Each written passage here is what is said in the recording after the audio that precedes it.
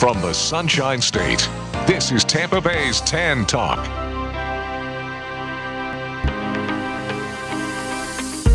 It's time for FLALAW, brought to you by the personal injury attorneys of Perinick, Caulfield, Averill, and Noyes. This hour will be informative, along with taking your questions and comments. Now, here are your hosts for today's show. Good evening. It is Tuesday at 5 o'clock, and that means you are here listening to FLALAW on the radio. This is a live legal call-in talk show brought to you by the law firm of Perinick, Caulfield, Averill, and Noyes, the oldest personal injury law firm here in Tampa Bay. My name is Matthew Noyes. I'm one of the partners at that law firm, and we proudly present FLALAW on the radio to you as an opportunity to be available to answer any questions you have regarding the law. But today is not just Tuesday, but it's a very special Tuesday, and it's Veterans Day. And so a very loud and proud shout out to all the veterans, that we honor both the men and the women who have served and are presently serving our country. But I also want to extend also a big shout out, not just to the men and women serving, but also their families, because not only do the men and women who serve our country sacrifice for our freedom, so do their families. So a big shout out and a big thank you to all the veterans and their families. What I am going to do for Veterans Day is going to have a little trivia. And so after my introductions and how to call us and such like that. But if you are a regular listener and you want to participate in the trivia, please do not hesitate to give us a call at 441-3000. And you can call us there to participate in the trivia, or you can call us to ask legal questions as well on that same number at 727-441-3000. And we also are looking for someone on our Facebook Live page to also participate in the trivia questions as well, to see who can answer the most questions regarding Veterans Day. And to get to us on Facebook Live, you just have to go to the firm's website, Facebook page at Perinick, Caulfield, Averill, and Noyes Injury Lawyers. Perinick is spelled P-E-R-E-N-I-C-H. You'll see there's a little circle around our logo. That means we are live. So just type in your name under the comments and let us know that you want to participate in the Veterans Day trivia, and we will get that started in just a few minutes. And Ed has volunteered also, our producer of the show, to also participate in the answers. I did not share the questions or the answers with Ed before the show, so let's see if we can get both a caller, a Facebook person, and Ed on the trivia to see how much we know about Veterans Day. And this wasn't one of the trivia questions, but I was corrected, and so I had to research it. And that is, how do you pronounce Veterans Day? Is it Veterans Day or Veterans Day? 2 syllables or 3 syllables? And so I had to check to see if I was correct, and apparently the answer is, well, Ed, do you know what the answer is?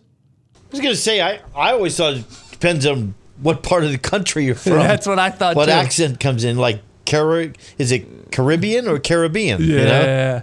Yeah. Actually, the research said that it could be either way. It's veterans if it's just 2 syllables. But if you want to be more formal or ceremonial, you call it veterans. But you don't call it veterans. It's usually veterans. So when it's plural, it's usually 2 syllables. I'd say Veterans Day. I see Veterans Day, too, and that's why I was being corrected. Well, let me just give a few more minutes to see if there's any of our faithful listeners who want to jump in on the Veterans Day trivia. Let us know how you pronounce it as well. And call us at 441-3000 to be a guest and to be part of the trivia. Or you can jump on our Facebook Live page at Perinick, Caulfield, Averill, and Noyes Injury Lawyers. And you can answer the questions right there on Facebook, and I'll grade your answers live when we're doing the trivia. So just a few more minutes before Ed and I get started on that. And if you don't want to call and you don't want to jump on Facebook, please continue to listen. See how many answers you know. Shout out the answers or write them down and let us know if you are a Veterans Day pro or you need to study a little bit more on Veterans Day. But again, my name is Matthew Noyes. I am one of the one of the attorneys at the law firm of Pernick, Caulfield, Averill, and Noyes. We are the oldest personal injury law firm here. Guy Pernick started our firm a long time ago in 1955, and we have been going strong ever since. Those who are natives or mostly natives here may know that we used to have an FLALAW TV show when they used to have live television call-in shows. And so and that was on, for many years. We had 2 in Pinellas County and 2 up in Pasco County. And I can tell you I'm dating it because it was on Channel 9 before Bay News 9 was even around. So that's how long we've been doing FLALAW on the television. And so we just thought it'd be right to shift on over to share our wisdom and provide our time to answer your questions regarding personal injury, workers' compensation, Social Security, disability, and any other personal injury questions that you may have. We have trip and falls, slip and falls, medical malpractice, and such. Before the show, we were kind of talking about what happened in Ybor City, the crash and the police chase that got called off. But sadly and unfortunately, it led to several injuries and deaths as well. The question was, who's at fault? Well, obviously the criminal's at fault, but is there also claims against the police department or claims against the businesses that had people just hanging out on the sidewalks and in the roadways? Is there claims against the city for closing off roads that otherwise would have been opened, but for special events? The answer is you really don't know. The facts aren't there. What is obvious, the guy who caused the crash certainly is at fault both criminally and civilly for all the damage that he caused. But unfortunately, more likely than not, he doesn't have any assets that any family member could attach to compensate them for their medical bills, and he lost wages and certainly pain and suffering. So that avenue, although there is an avenue there, it's unlikely to be collectible on. There could be a claim against the sheriff's department, the law enforcement who was chasing him before the crash. My understanding, I didn't do a lot of research on it, but my understanding is that they called off the crash. Called off the chase before the crash. And so what would be important to investigate is not was there a chase, but what was the policies and procedures regarding the police chase? And did the officers follow that policy and procedures? Police officers and law enforcement are allowed to pursue criminals as long as they follow the policy and procedure. So it'd be important to check what that policy and procedure is and to investigate whether or not those troopers or law enforcement follow the procedure correctly. And then lastly, just maybe, the business owners could be responsible for damages. Unlikely, because they trusted or entrusted that the city and the surroundings was a foreseeable safe zone. It was unforeseeable that somebody would do what that criminal did. And so arguably they would say that it was unforeseeable that a crash like that would happen and those injuries would happen. And I guess the last possible defendant would be the city for closing off roads. I mean, there's too many times my son watches a YouTube channel that people are following their GPS or whatever, and they turn into a lake or they turn into something else because that's what GPS told them to do. And Ed and I were talking about this earlier before the show is, this person wasn't relying on GPS, but what if an elderly person was and didn't appreciate that the roads were closed or blocked off? Did the city do enough to prevent a tragedy from happening? We saw that in New Orleans several months back, that arguably the city did not do enough to protect those people that were on the road and to prevent cars from entering what the people thought was a safe zone. So there are a lot of things that can be looked at. It needs to be investigated. You can't jump to a conclusion that quickly as to who's responsible.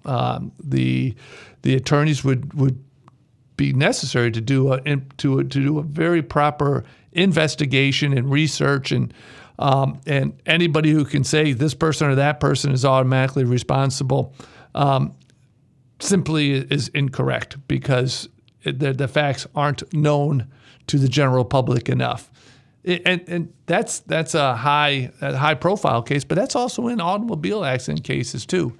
We could think that a standard automobile accident, you think you can prove, or that you automatically know who's at fault for the crash, just because of the way it happened, but not always necessarily true. And so that's why it's so important that that an investigation occurs, and an investigation occurs as soon as possible, because the witnesses have it fresh in their mind.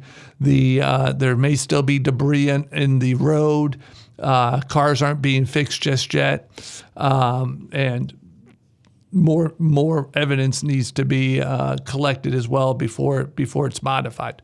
So I think it's very important that we don't jump to conclusions about who's at fault, but rather do the investigation and I call it building a puzzle piece. You're building a puzzle. You're getting all the puzzle pieces together so you can show everybody what the full puzzle looks like. If you just use just one puzzle piece here, one puzzle piece there, and not put it together, you can have way different versions of what the end puzzle would look like. So just my 2 cents worth. If I'm helping people for about 35 years after automobile accidents, you get an understanding that not everything is cut and dry, and that investigation is so important. So if you're just tuning in, you are listening to FLA Law on the radio. This is a live legal call-in talk show. So give us a call at 727-441-3000.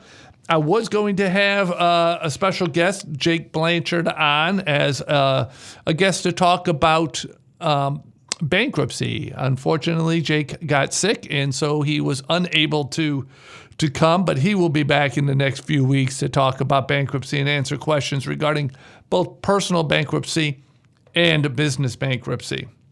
Jake is also a veteran from the U.S. Navy, where he served as a welder and a firefighter. So I was going to ask him all the questions about Veterans Day trivia, but it looks like it's you and me, Ed. We're going to go over these questions. Listeners, see, now you just said a few minutes ago you would say veterans.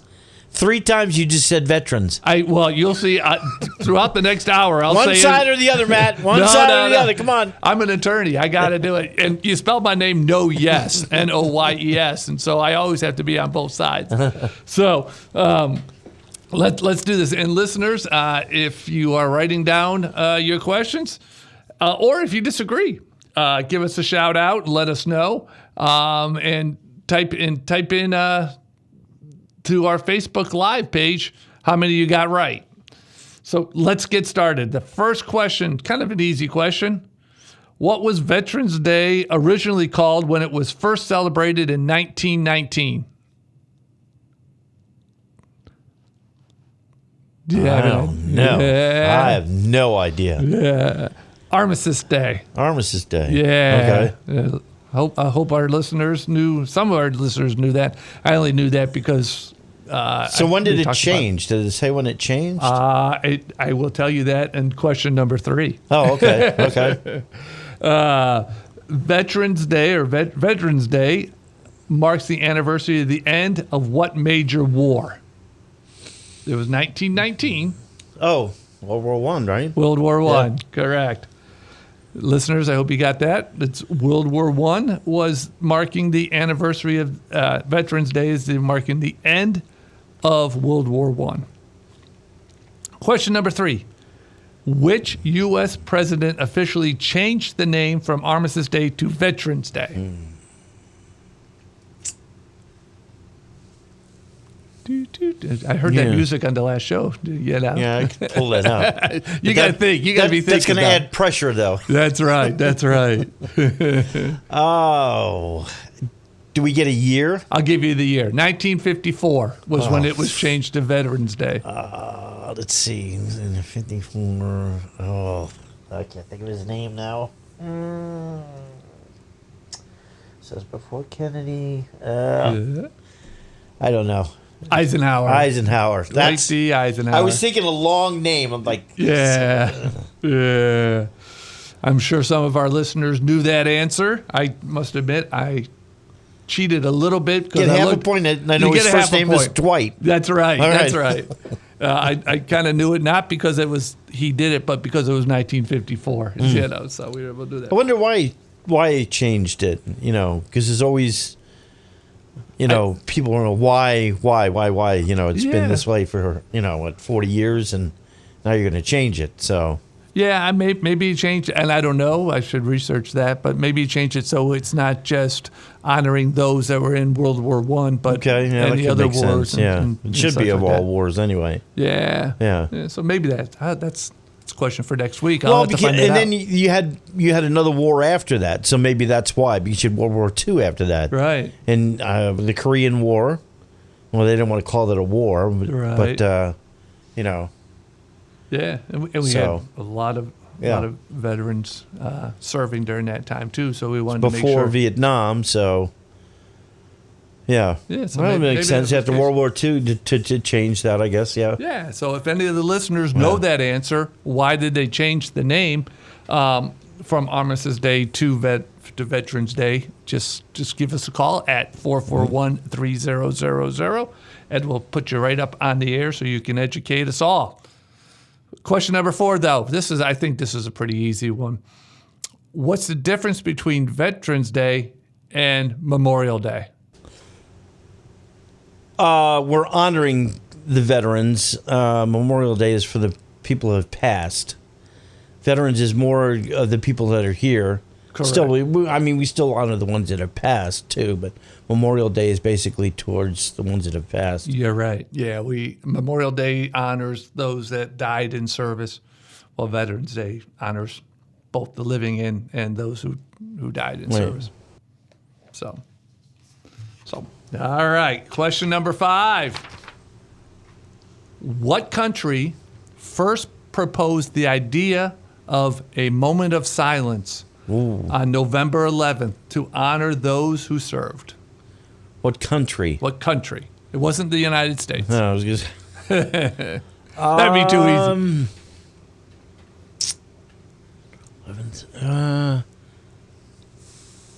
Was it England? Maybe, I don't know. You're right. Really? Well, the United Kingdom. Okay, but UK. Yeah, the UK was the first country. Was the country who first proposed a moment of silence on November 11th to honor the veterans. And served. I wonder if that started everything, because we moment of silence. People, remember somebody, not only just veterans, but when somebody passes or whatever, that we have a moment of silence. Whether that kind of stuck. Yeah, just carried on through that. I would think, maybe. I didn't know this one, and I really liked the answer to this question, and I liked the question as well. Why is November 11th selected for Veterans Day? Yesterday was the Marine's birthday, but so it's always the day after the Marine's birthday. But that's not why November 11th is selected for Veterans Day. This would be, I think Jake Blanchard would have been stumped on this one too. I don't know. It was very interesting because I'm kind of a numbers nerd anyhow. World War I officially ended at the 11th hour on the 11th day of the 11th month in 1918. So that's 11/11. Yeah. So that's why. Well, that makes sense. That's why our office was closed on a Tuesday. Yeah. And other offices are closed on a Tuesday. But that's why we do it on November 11th. Mail and banks were closed today, too. Yeah. 11th hour on the 11th day of the 11th month is when World War I officially ended. Number 7. In which U.S. city is the Tomb of the Unknown Soldier located? Oh. People would say Washington, D.C., but that's not correct. I was thinking that. It's not really a city. I don't know. Arlington, yes. Arlington, Virginia. Yes. All right, listeners, how about this one? I forgot about this. It brought back good memories from when I was younger. But what about this question, Ed? What about this? You probably know this one, too. What flower is traditionally worn or displayed on Veterans Day or Remembrance Day to honor those who serve? I'll give you a hint. You go to Publix or you go to the grocery store. Orchid or something? And there's always somebody passing these out. Oh. Orchid. Oh. No. I can't. The red poppy. Ah. Yeah, they always put that little thing. They put the little red poppy. I had red. I'm thinking red. It can't be red rose. That wouldn't be right. But yeah. So the red poppy. I always remember getting that when I was younger, and Mom explaining exactly what that represented and everything. So that was really cool. Now this is a tough one. Number 9. How many living U.S. military veterans are there today, approximately? I'll give you multiple choice on this. All right. 10 million, 18 million, 25 million. Let's split it. I was always taught it's never the letter D, so we don't have a D. That's why I skipped D. Yeah. And if you split them and go with B, you would be correct. Ah, 18 million. But I had a little two more because I wanted to carry on that one. 18 million are living living U.S. military veterans. How many of them are currently living in Florida? probably a lot. Yes. It's the third highest in the nation. I'd say over 2 million. Yeah, close. 1.4 million is what it says. It says over 1.4 million. Okay. But yeah, so we are the third highest in the nation of veterans who live in Florida. And then two easy ones. Well, I thought they were easy. They're easy because you got the answer in front of you. It was easy for Jake because he was Navy.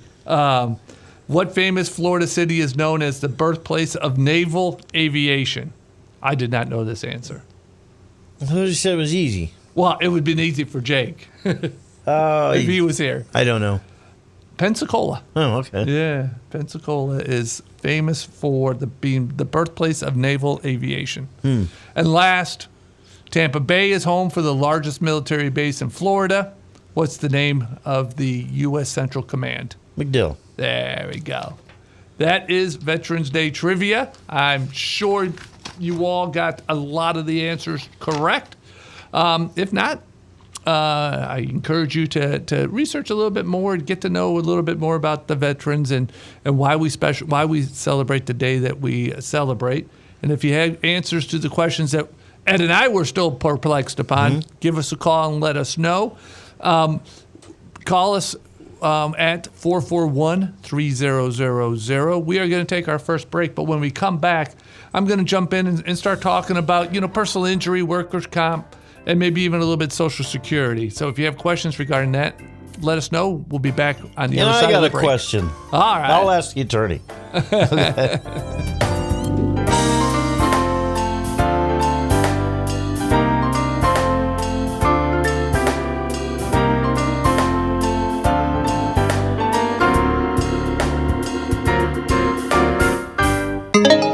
This is the Tan Talk Radio Network. After a car accident, there are many questions that you need answers to. Who pays for my car repairs? Who pays for the medical bills? What about my lost wages? And more.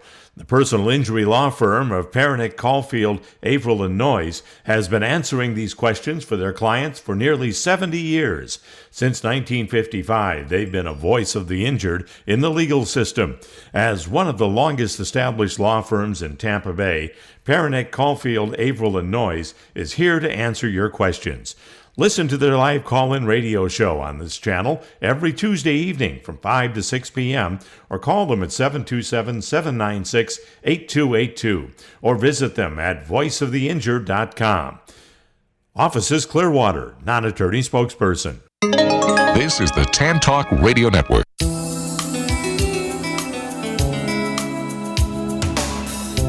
And that was Paul Porter doing our commercial for us. We appreciate that, Paul. Paul has a wonderful radio show on Saturday morning from 9 until 11 called The Home Team, all about sports in Tampa Bay. I know it well because my son Jacob has been a co-host, a guest host with him on several opportunities. And so it's a wonderful opportunity for Jacob to share his knowledge about Florida sports and college sports, but even more importantly, it's just a joy to sit in the same room as Paul Porter, who's the announcer for the Tampa Bay Lightning, and just absorb as much knowledge as we can because that guy really knows his stuff. Do you know my first job in radio running a board What was that? for Paul's show? Really? 1998. Wow. Yep. That's very cool. Yep. So we've landed on a couple other stations in between there, and now we're here. So yeah. Well, that's very cool. I didn't know that. 1998. Yeah, he's a good guy. Great show.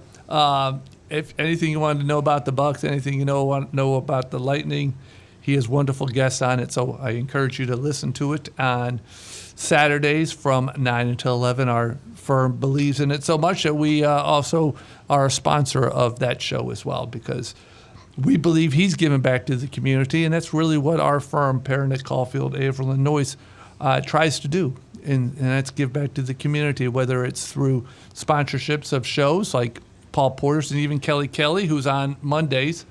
We sponsor that show as well because this is a community radio station, and we think it's important to have our locals understand and get the knowledge that they want from different varieties, different people. And so that's just one opportunity to do that. We also proudly represent so many families after they get hurt in car accidents and trip and falls. Most times people don't have a voice in the legal system. And so we feel that it's important that we are the voice of the injured in the legal system. And so we do that with pride, and we understand that there's a lot of responsibility with that as well. And so we want to do our very best we can to help as many people as we can go through the maze of the legal system. And part of that maze is, just understanding what to do. And so I want to jump in with the first topic, and that's really after a car accident, what do you do in the first 24 hours? I sometimes entitle this, what do you do in the first 10 minutes? Because I think that's as important as well. And accidents are called accidents, and because they didn't happen on purpose, you can't plan for them. And so oftentimes what happens in an accident, you freak out. You don't know. You're in shock. I mean, it doesn't have to be a horrible crash where you flip over and you're bleeding and all that. You're driving to work or driving home or driving your kids to soccer practice, and all of a sudden, bam, you get hit from behind, or somebody runs a red light and hits you, and you're just in shock. You don't know what to do. You don't know what just happened. And so that's why it's important to really have an understanding of what's the important things to do right after a crash. And so really the best thing to do and the first thing to do is to make sure you're okay. And if you are okay, the law requires you to move your vehicles outside of the roadway. The reason why that is to make sure that no other crashes occur and nobody else is at risk because of the blocking of the roadway. Now, if your cars cannot be moved out of the roadway, you got to leave them there, but get out of the cars and if you can, physically, and go to the side of the road. You should call 911 and report the accident. And I'll talk about PIP in just a second, but for an accident, for somebody to be eligible for PIP benefits, the new law says that they need to be listed on the accident report. So therefore, it's important that an accident report is generated. Now, there is a caveat to that. You don't have to have a police come. You can do an exchange of information, and you can do the accident report online. Usually you do that only when there are no serious injuries. But that leads me right to serious injuries. Your adrenaline is flowing. You just got in a crash. You don't know what's going on. You don't know who's going to pick up the kids or who's going to do your chores at work or at home because of this crash. And your adrenaline's flowing. Adrenaline covers up injuries. And so it is very important that you make sure that you don't ignore your injuries, especially in the next 24 hours or during the next 24 hours. Adrenaline's going to slow down, and that's when you're going to really start feeling it if you're going to have an injury from it. Hopefully you don't. But and there are many car accidents that happen and you don't have an injury from it. Those are the fortunate ones. I've been involved in a few where a vehicle pulled out in front of me. I tried to move out of the way. She hit the rear corner panel of my vehicle and caused property damage to my car, but fortunately it didn't cause bodily injury to my body.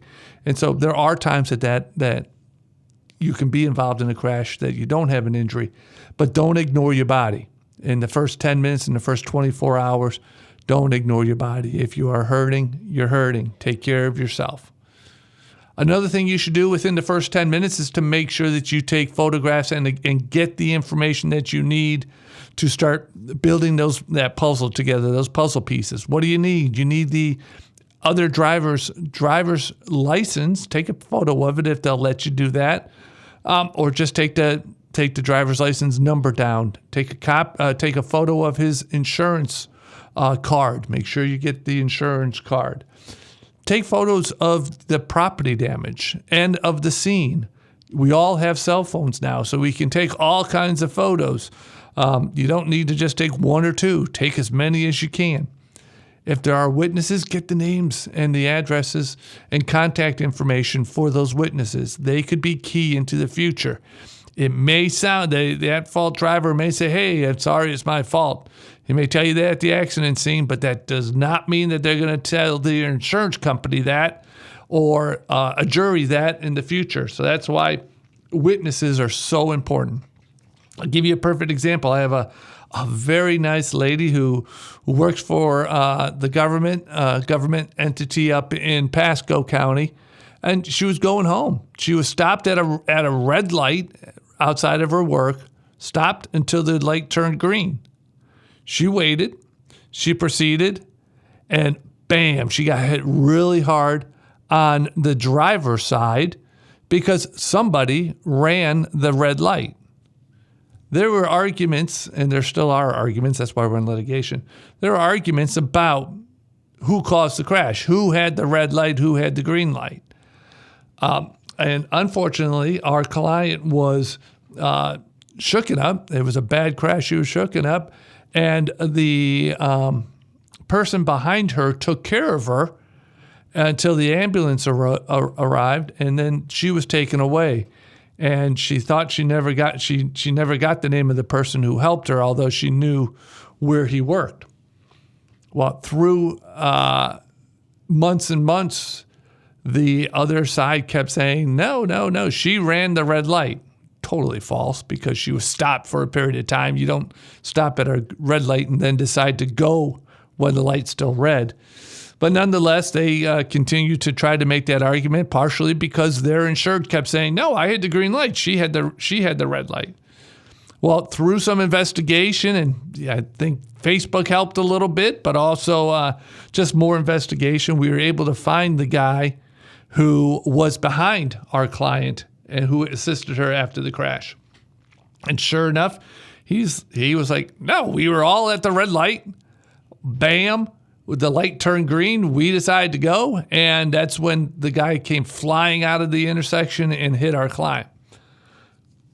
That's the importance of a witness. It's no longer a he said, she said kind of argument. Now we have an independent witness who saw it and was able to, will be able to provide his testimony to a jury if there continues to be a dispute about liability in that case.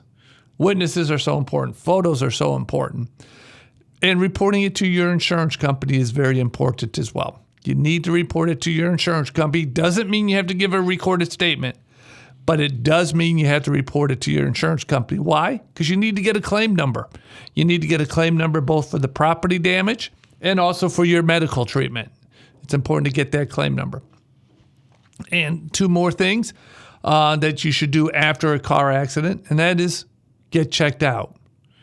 Hopefully you don't need extended medical care, but you need to get checked out to confirm that. Florida law requires you to get checked out within 14 days in order to be eligible for those insurance premiums that you paid for under your car insurance. It's called personal injury protection coverage, or PIP coverage. You need to see a doctor within 14 days of the crash in order to be entitled to those insurance benefits that you have been paying for years and years and years. It doesn't mean you have to go to the emergency room, but a walk-in clinic, a family doctor, a chiropractor, or any medical provider within the 14 days is so important. One thing that I often hear about is, gosh, I missed the 14 days. That means I don't have a claim. That is incorrect. Even if you miss the 14 days of getting medical care, and so you're not entitled to PIP coverage, you still have a claim against the at-fault driver. It is important that you know that, because you need to treat, even if it's on the 15th day and thereafter, and we have to hold the at-fault driver responsible for their actions. Nothing more, but nothing less either. Medical bills, lost wages, future medical bills, future lost wages, pain and suffering, mental anguish, and the other intangible damages that result from a car accident. So don't think that just because you waited 14 days or you didn't treat until the 15th day that you do not have a claim. You do. There are some attorneys that will tell you otherwise, but we understand that some people just try to shake it off, and life gets in the way and they don't treat, and then hopefully it went away, and then 30 days later they realize it didn't go away, and they need to see the doctor, and an MRI shows up. MRI's done, it shows a disc herniation, and that explains why they were having numbness down their arms for the last 30 days. It's so important to get checked out. It's also important, as I said, it's important to talk to the insurance company, but don't give a recorded statement, especially in the first few days, because as I was saying, the adrenaline is flowing. You don't know what your injuries are until the adrenaline slows down and you have an opportunity to appreciate what what impact the crash has really had on you. There's a reason why the insurance companies drive their cars over to their accident scenes or call you within the first few days. It's not because they care. They want you to sign a release so they never have to fully compensate you for any injuries that you may have. Never, ever, ever, never sign anything after a car accident without first talking to an attorney. It doesn't mean you have to retain the attorney, but it is important to get that information. We give free consultations. Talk to an attorney before you sign anything. I'll give you a perfect example. We had a client that didn't do that. Came to us and said, gosh, I had this accident 3 days ago. My head is pounding. I have numbness down my arm. My neck is throbbing. I need to see the doctor. And so he did go see his chiropractor who ordered an MRI. who did show disc herniation, and he said, "I need representation." We took on the case. We did we sent our letter requesting insurance information, and in response, we got a letter back saying, "Sorry, Mr. Jones signed a release 4 days after the crash and 2 days before he saw you, and so the case is forever barred, and we will not be offering any money in this case." And sadly, if the injured person knew he was signing a release and signed it anyhow, it's very hard to circumvent that release. Not impossible, but very hard to circumvent that release. That is why it's so important that you do not sign anything without first talking to an attorney. Again, doesn't mean you have to retain them, but you can utilize the free consultation and get that legal advice. Call us on FLA Law on the radio as well, but we can't see that release, and so we would always tell you to call our office.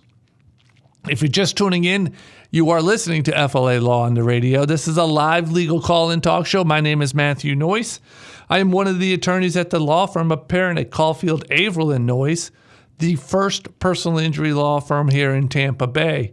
We started in 1955, and 70 years later, we are still going strong, helping as many people as we can, guiding them through the maze that insurance companies put them through after a car accident, trip and fall, work injury.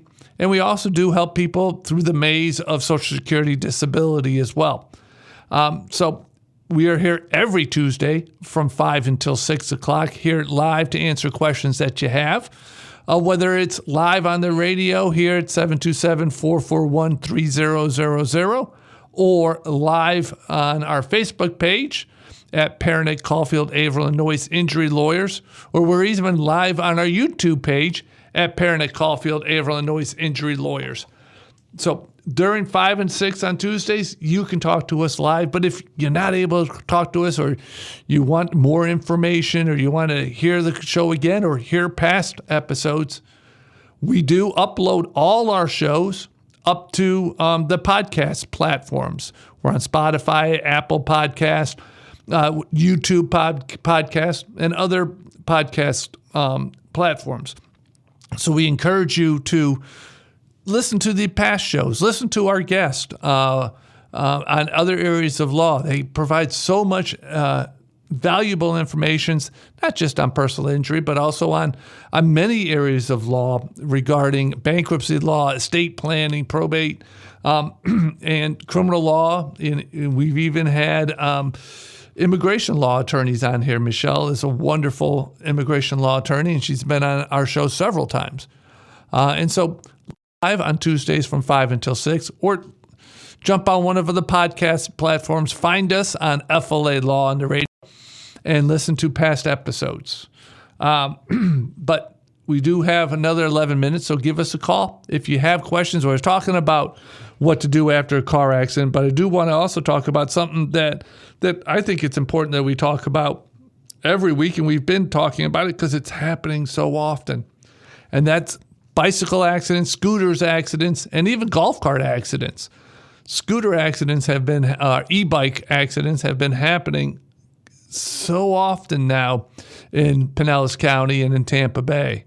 I think we are the number one area in Florida for the number of accidents, and it may even be fatality accidents with e-bikes. It is so important that we understand the rights, but also the responsibilities of somebody operating an e-bike.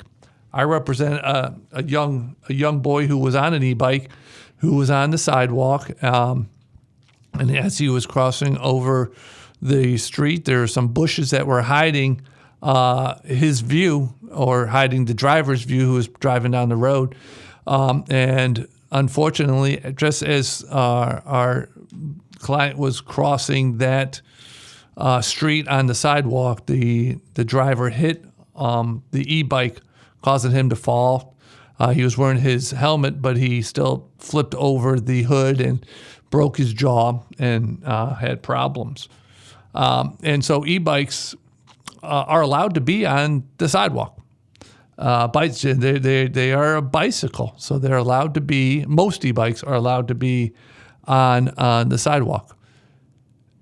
It can be dangerous. It can be very dangerous. And if an e-bike causes a crash, there may not be insurance coverage available for your injuries or for property damage, or for your lost wages, your medical bills, and any other pain and suffering. And that's why it's so important that we have what's called uninsured motorist coverage. Every single week I try to use those words. So you faithful listeners know that uninsured motorist was coming. It took 51 minutes to get there, but it's here because it's so important. Uninsured motorist coverage is the only insurance that you pay for that protects you. You can have the most bodily injury liability coverage available, and all that does is protect everybody else besides you for the negligence that you may cause. Uninsured motorist coverage is that insurance that protects you and your family. God forbid you get hurt in a car accident caused by somebody who has no bodily injury liability insurance or doesn't have enough bodily injury liability coverage to properly compensate you for the injuries. Late last week, I met with two very nice people who got involved in a car accident, and unfortunately, it was a 5-car, maybe even 7-car accident. The at-fault driver was clearly at fault and started a chain reaction. Unfortunately, the at-fault driver only carried $10,000 worth of bodily injury liability coverage, and that's $10,000 per person, $20,000 per accident.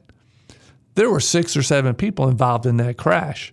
So 6 or 7 people have to try to split up that $20,000, which clearly does not compensate anybody for the injuries that they had. And that's why uninsured motorist coverage is so important, because your uninsured motorist coverage would protect you and those who are injured in your family. God forbid you get hurt in a crash caused by someone who does not have bodily injury liability coverage. Which reminds me that people say, well, gosh, if they don't have bodily injury liability coverage, they must be violating the law. Absolutely wrong.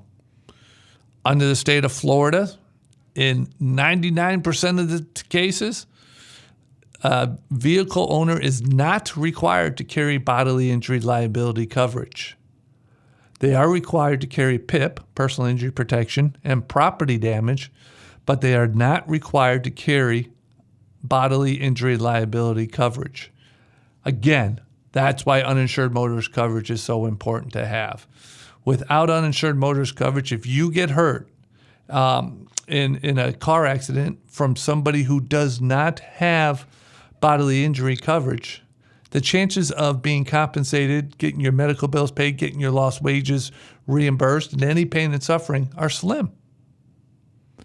I had a conversation with a client who said, gosh, the at-fault driver didn't have enough insurance coverage. Can I bring a lawsuit against him? And I think I started the show this way too. Certainly, you can bring a lawsuit against the at-fault driver who didn't have bodily injury liability insurance or not enough bodily injury liability insurance. You're certainly allowed to bring a lawsuit against them. You would file the lawsuit. You would pay the filing fee. You would you would pay the cost to take the case ultimately to a jury trial. The jury would likely award significant monies for your injuries as long as you can prove them. And then you have a piece of paper called a verdict that ultimately turns into a judgment. And if the at-fault against the at-fault driver, if the at-fault driver had $10,000 worth of coverage, the insurance company would pay their $10,000, and then you would have to chase the at-fault driver for anything above his insurance coverage. That's after you spent about $6,000 to $7,000 trying to get that judgment saying that you're entitled to that money. Typically, if somebody does not have adequate bodily injury liability coverage, that means they don't have the assets to pay on that judgment that you spent $6,000 or $7,000 to get. How do you avoid all that? Uninsured motorist coverage. Get it. Check your policy now. Too many people come to us later and say, oh, I heard you on the radio. I heard you tell my friends that I needed uninsured motorist coverage. I was going to get it, but I didn't get it. But now I'm involved in the crash. Too late. Check your policy now. Get it now. If you want us to review your policy, come by our office at 1875 North Belcher Road, right on the corner of Belcher and Sunset Point. Bring your policy. We'll be happy to have someone take a look at it to help educate you on what coverage you are carrying. Do it now before the crash. That's so important to have.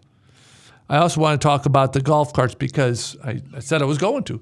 Golf carts, you see them all over Dunedin, downtown Dunedin. You see them in other areas as well.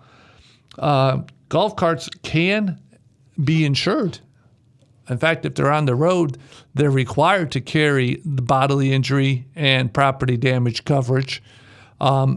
And they can also get property damage and PIP. And they can also purchase bodily injury liability coverage.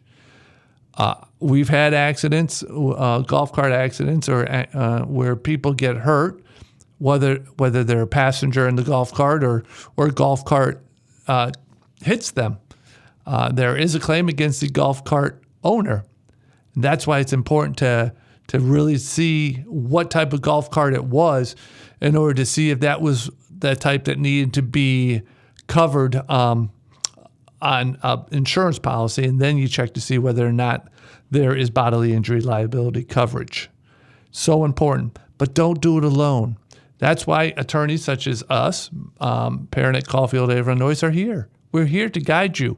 We're here to help you to answer the questions that you have after a bicycle accident, after a car accident, after a golf cart accident, water jet ski accidents or boating accident. Accidents happen. People get hurt in so many ways. It's so important that you talk to a lawyer so you understand what your rights are and what your responsibilities are as well.